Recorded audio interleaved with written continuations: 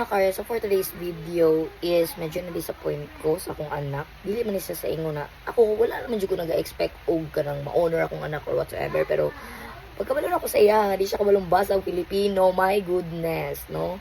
Pag ikaw inahan maminaw ka, syempre unang reaction nimo syempre ma-disappoint ka. Pero mura pud siya og kuan sa kuha ba kay syempre bago naman karon matatag naman ta karon. Normal lang man jud na imuha jud i-assess ang bata if kabalo siya mobasa.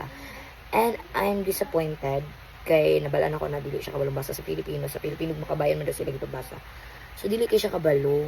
Siguro kay wala siya na exposed sa mga Tagalog nga mga salida. Di pareha sa ato sa una mga batang 90s nga atong ginatanaw sa TV is mga Tagalog jud.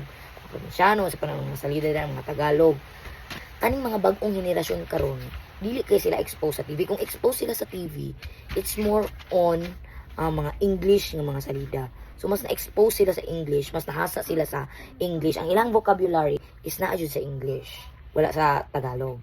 So, muna akong na-obserbahan sa akong anak na mas dagan siya vocabulary sa English compare sa Filipino.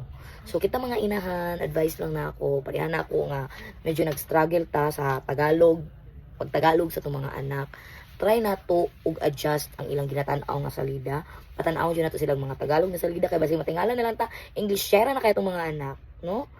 So mo lang itong mga ka-aryat, medyo na-disappoint ko pero kung muna akong nag-think positive na lang ako siya na at least kabalo sa English pero mas maayo jud if kabalo po siya Filipino.